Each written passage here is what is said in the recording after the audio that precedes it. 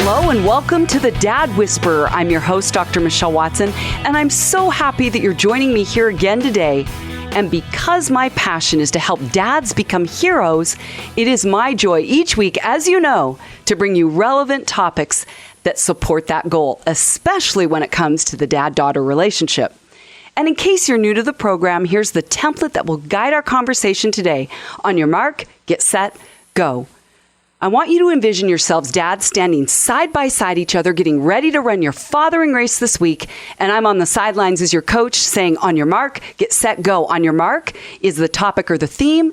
Get set is filling that in with stories and stats. And go is always your practical action step where you can put your love for your daughters and your sons into action this week. Well, today my guest coach is a longtime friend of mine named Bill Dolan. Bill is president and creative director of Spirit Media, which is a creative marketing agency based here in Portland, Oregon. And as an Emmy-nominated producer and director, Bill has been a part of producing live events for 500 up to 250,000 people. Oh my goodness! He's directed national and international television broadcasts for millions and has acted as creative consultant for hundreds of organizations, from emerging small businesses to Fortune 500 companies. And he's also the author of a new book titled The 7 Disciplines of Relationship Marketing, where he uses insights from his long career to help us navigate in stronger and healthier ways those relationships that matter to each of us. He also does online and live workshops, including individual coaching and marketing services offered through his creative agency, Spirit Media. Well, most importantly, Bill has been married to his high school sweetheart, Camilla, for over 30 years. They have 5 incredible adult children, 3 sons and 2 daughters, as well as 1 beautiful daughter-in-law. And in his own words, Bill says, the most adorable grandson in the world. Welcome, Bill Dolan. Thank you, Michelle. Did I get that last part right about the grandson? Absolutely right. And from when I shared that with you, he's gotten even cuter. Okay. Oh, gosh. It's like every day, one of the greatest joys is if I get to see him, because he still lives in the area, but my daughter-in-law has this app that posts these pictures every day. So I don't hear a lot of alerts, but that is one I have an alert set for. So when I hear the ding, it's like, whoa, I got another Ollie pick. So, yeah. Oh, I love it. Yeah. That's awesome. Well, today for On Your Mark, we've come up with a title that is The Power of a Dad's Presence. Right? Let me say that again. The power of a dad's presence. And you're going to help us unpack that theme from your powerful life story that I know is going to touch so many hearts and lives today. So thank you again for being here. Oh, thank you. And I do. I pray that the life story, it's filled with thrills and chills and triumph and tragedy. Yeah. But the lesson is one that I think is intensely powerful and one that I continue to learn today. Well, let's even just start there. So to set the foundation for this topic of the power of a dad's presence, tell us about what I would call your near-death experience, but it's really your death experience, which not a lot of people could say. Tell us the story. Well, it goes back, as you said, I've worked in television and media for over 30 years. Mm-hmm. And when I started the creative agency, Spirit Media, most of my work actually was out of state. And I traveled all the time. And I was in a place where I had produced a documentary. It was really a dream job. And I'd be lying if I didn't tell you I was kind of a little full of myself at the time. Because I was thinking, oh my gosh, here I've got this great deal where I get to do what I love and people are going to pay me residual money. So it wasn't just like a gig money. It was residual money. I thought, oh, I'm really nailing it here. And I remember getting on the plane that day because I had a distributor in Nashville who said, we want to write you a nice check for the rights to distribute your documentary. Oh, man, that's perfect. Right. And I was traveling with one of my best buddies in the entire world, someone that a lot of people around here would know, and that's Timothy Greenidge, one of the greatest gospel singers in the region, audio engineer extraordinaire. Mm-hmm. And we hopped on the plane, and probably about 20 minutes in the flight, I just started to feel strange. I couldn't put my finger on it. It wasn't like I was sick, because I never, ever got sick. But something kind of consumed me. And for the first time, I really was nervous on a plane. And I started staring at the bag, the one that's in the... Yeah. And I remember thinking, no, not the bag. No, not the bag. And it got worse. And I really thought things were closing in. I turned to Tim and I said, Tim, something's not right. Mm-hmm. That's the last thing I said. My eyes rolled back in my head, my arms fell limp, and my heart stopped. Wow. Now, people who know me know that I kind of have a sense of humor. So Tim at first thought, oh, Bill's playing like the dead guy in a plane joke. Oh, my goodness. You know, that's a big favorite. And they realized something was really wrong. Now, Tim will admit he didn't know CPR, but he did know about chest compressions. So he began, while I was sitting in the window, the window seat in the plane, he began doing chest compressions on my chest. Kept working it. Nothing happened. And you're still sitting up. You're not down flat. Well, kind of like it, because I'm in the chair. Right, you know? still in the chair. So I'm flopped, but I'm not like flat. So he drags me out. Now, Tim's a big guy, and I'm a little guy. Some people think I'm descended from leprechauns, and Tim grabs me and puts me in the middle aisle, and he starts doing chest compressions again. And he said he was at the point where he was ready to bust my ribs. And he was hauling back to make like the punch of his life. And I took a breath. Wow. And it made such a scene. I mean, long story short, we made an emergency landing. I ended up in a cardiac wing. And I was diagnosed with malignant neurocardiogenic syncope, which is kind of like an adult SIDS. And it's where the brain and the heart get out of sync. It's kind of like a kissing cousin to fainting.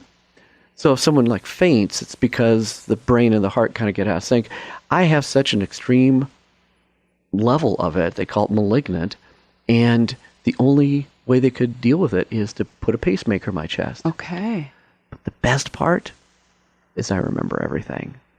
And the experience I had while he saw a dead body, I crossed the threshold of eternity and came face to face with God.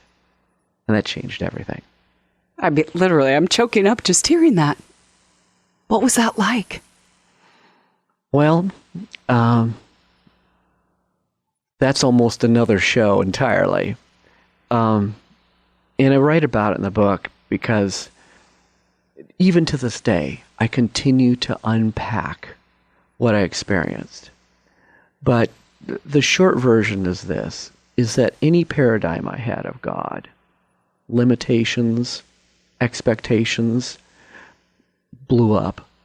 And probably the most profound for me was this, that I thought as a little kid, and just the way I was raised, I had some tough situations as a child. And I was pretty convinced that the day if I ever saw God, I was going to get a finger in the face, and I was going to get a list of every way I'd failed, every way I'd screwed up, and how I disappointed God. And that's kind of how I was raised. Instead, I was overwhelmed with the presence of God's love. And it was like 360 degrees. It was his love for me and his love for you is as eternal as he is eternal. So it was so mind-blowing. And it's as if like a laser beam came through my head and just like pierced my thoughts and gave me a sense of understanding about who God is that forever changed me. So look at here, we're talking about the power of a dad's presence. Oh, yeah. Talk about the power of God as a dad's presence in your life as you were standing there with him, which then obviously invites the next question is, how did that translate to the way that you fathered when you came back? Because talking about that experience being, like you said, laser beamed into you, you can't have come back to your relationships with your kids, namely your daughters, after that the same. Absolutely. You can't. I mean, the thing is that having such a profound experience like that, we love the movie side of our existence that says, look, this happened, a light switched, and everything changed. The thing is that the light definitely changed. But for me to grasp it and to understand it and then to apply it is a process. And it's a process today. It still is. But the biggest thing is it made me realize I did need to be present. And more than you had been? Oh, way more than I've been. Way more than you'd been. Look, when you say present, it makes an assumption that I actually understood what that meant. Yeah, right. Yeah. For me, I realized that one of the ways I wasn't present was I just wasn't around. In fact, for my wife and my kids, it was like I was an absentee husband and an absentee dad. Now, I thought that if I just show up, and show up at the volleyball game or show up at the party or show up at this, that somehow punctuated by certain key experiences would be like being present. And I still don't understand what presence was yet. I punctuated. So I did change my business. I stopped traveling as much. And that was a first step, but only a first step to make that decision to be there. So how would you define presence now? Oh, gosh. It's not just physical showing up to key events. It's what? Well, right now I feel like I'm present with you. And part of it has to do with I'm here in this radio booth here. I get to look into your eyes. Where I'm hearing you, and I'm responding to you. And I'm not so much thinking about, okay, what's the next thing I'm going to say? Yeah. I'm listening to you, and I'm listening to those folks, that are listening at home or in their cars or wherever they are, that how can I say something or be there, whether it be listening or sharing, that's meaningful and relevant, because I deeply care about this relationship more than my appearance. Right. More than saying something that's going to be so profoundly eloquent that you go, oh, this is great. No, I just want to be here. And there's power in being there. And I will say that I learned it in two examples. And we'll talk about a little bit with someone that you wouldn't expect would teach you lessons of presence. But I got it when I talked to my son. Now, my kids are now adults. But my son, Willie, has been very faithful to look me in the eye because he's intensely present. I mean, gosh, he's just so tuned into that. And he kind of schooled me on what it meant. And to give somebody 100% of yourself in the moment, it's like, that's it. Well, let me ask you, how did you then dial in more specifically with what your son taught you to your daughters? Oh, well. Because they need a different kind of presence, I think, oftentimes. I mean, you're the same dad relating to sons and daughters, but what changed that way? Well, it was awkward. It really was, because once you're exposed to what being present is, and then you realize that you really haven't been, I felt like I had room to make up, and I didn't know how to do it. I remember I have two absolutely incredible daughters, and I'm madly in love with both of them. And I remember having some really awkward discussions, and sometimes when you haven't been present, trying to interject yourself and be present isn't always well received. Yeah, especially if your daughters are a little bit older. Exactly. Not little girls. Exactly. And so sometimes that attempt to be present doesn't look like this rich Father Knows Best episode where you sit down on the couch and look eye to eye and hold hands. Sometimes they look like, I'd call them drive-bys. Kind of like a drive-by episode where you drive by, open the window, bang, bang, I'm going to give you some information. Bang, bang, Yeah. It looks more like a crime scene sometimes, and it's awkward. But you seize every opportunity you have to try to get permission. Yeah. To sit in the seat next to them. And to hear whatever they need to tell you in whatever way they need to tell you. Yeah. Those things. And I needed to, and I still am, teaching them that having that discussion with me is safe. Yes. And I'm not going to react, and I'm not going to disappear. Yeah. Well, even in preparation for this program, this interview, I love that you admitted to your daughters, you say, yes, I'm madly in love with them, but you said, I can say that I failed many times giving them the gift of my presence, and I'm trying to make up for that now. What kind of amends have you made, or what kind of awkward conversations have you had with your daughters? Well, it's great you asked that, because I continue to try to just be there, and I respect their space too. That's the one thing about being a father, is that you want to be in their life, but you want to understand when it's comfortable, what they want. And so if they say no, not now, you honor that. Well, yeah. And both my girls, they're in their careers now. I mean, I have one that's kind of in the corporate world, another one that's pursuing music, and they have lives. So I'm not the center of their world anymore. They have other things. So I have to be able to feed into that big picture of what they have and respect that they need to pursue that. But, and here's the but, when we can create those opportunities to be in proximity to each other and to pursue those things, like, for example, Heather, my oldest, I'll just call her. She'll just call me. And it's interesting. Wow. We will start out with a, how are you doing? And it could be a 5-minute conversation, but we have had 1 hour, 2-hour conversations that just go into what's happening in her life, what's important in her life.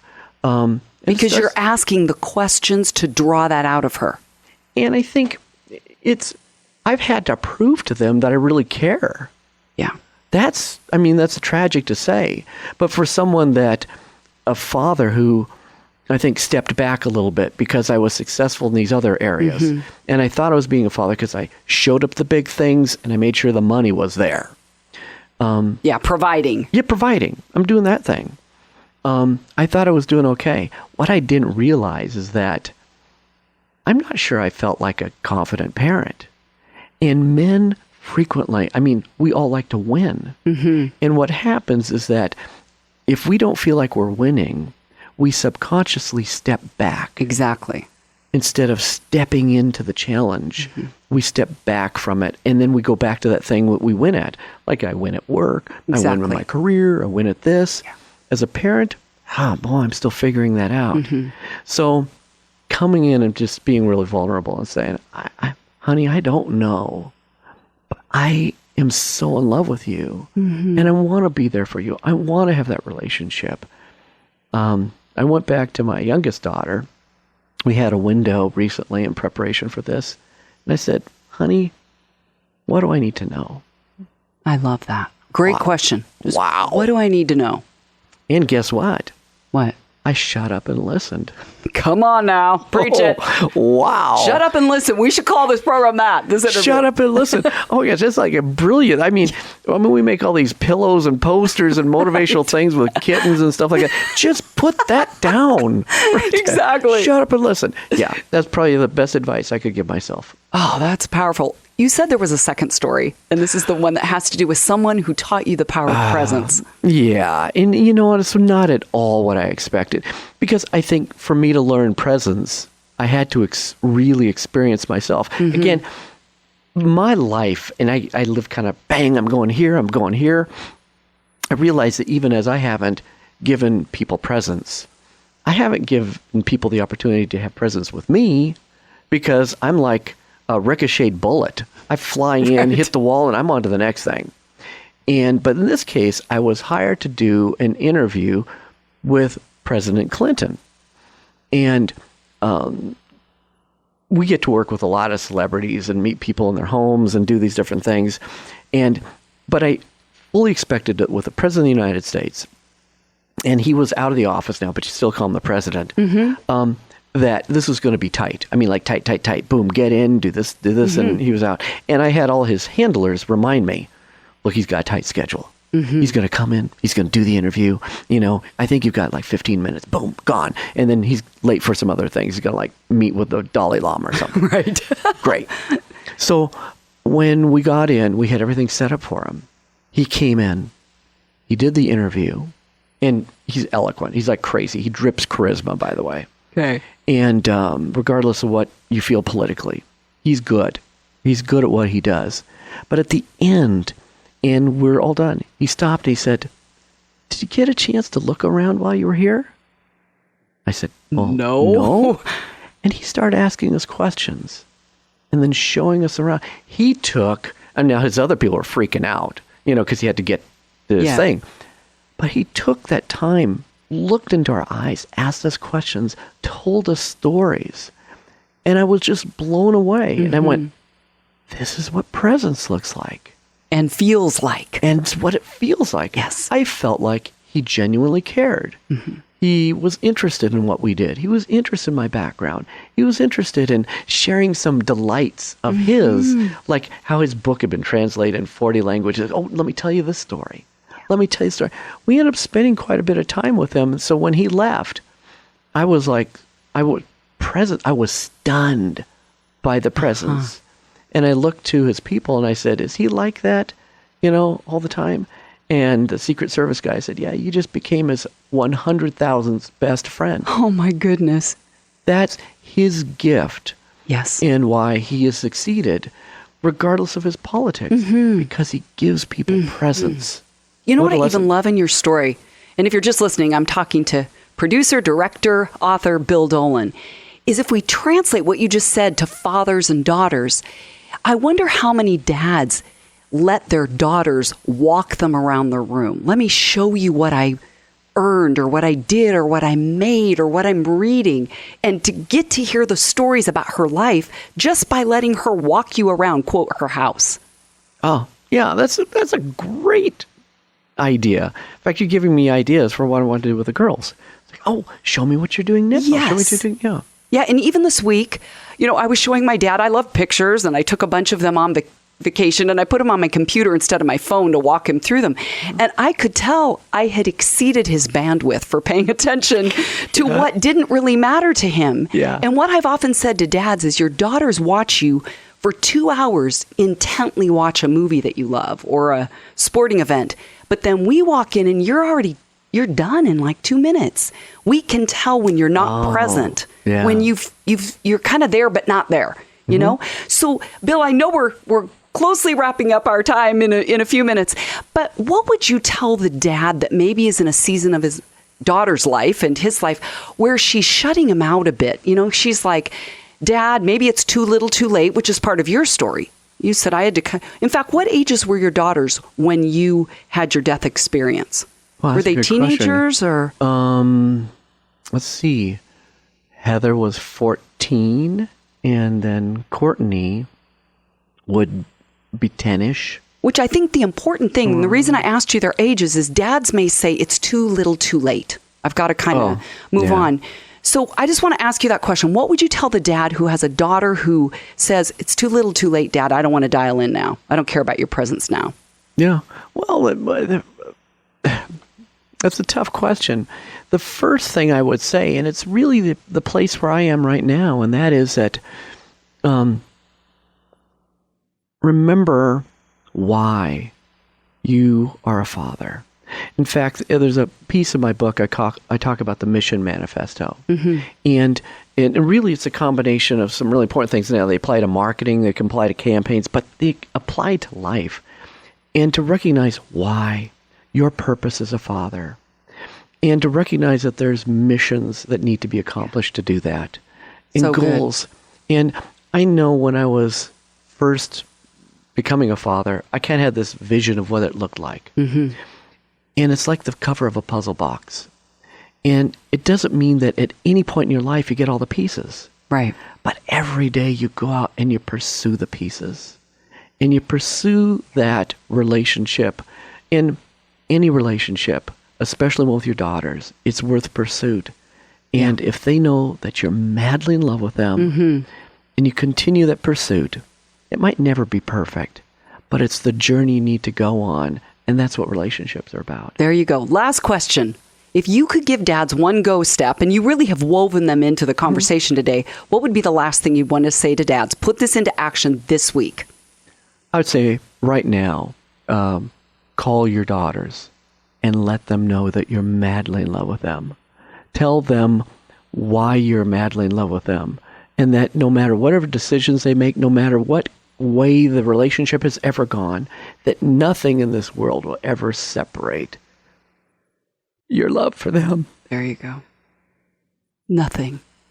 That's what God taught me about his relationship with us. Yeah. And that's the relationship I want to have with my girls. Oh my goodness. I love that we've ended there. A soft spot in a daddy's heart for his girls. Well, if you've just joined us, I've been talking with my friend, author, producer, Bill Dolan. Today on Your Mark has been the power of a dad's presence. I trust that between today and next week, you will put into action the things that Bill has shared from his heart as a dad to you. As always, you can go to my website at drmichellewatson.com and find free resources. You can sign up for my bi-monthly Dad Daughter Friday blogs. There's also a link to Amazon where you can buy my book, Dad, Here's What I Really Need From You, a guide for connecting with your daughter's heart, where it's also available on Audible in my own voice. Remember, you can subscribe to the Dad Whisperer podcast on iTunes, Spotify, or Google Play, where you can listen back to any of the past shows. Well, this wraps up another week's program. It's been fun to be with you all today. I'm Dr. Michelle Watson, the Dad Whisperer, signing off and encouraging you, dads, to make today a day where you are intentionally and consistently investing in pursuing your daughter's hearts. Go, Dad.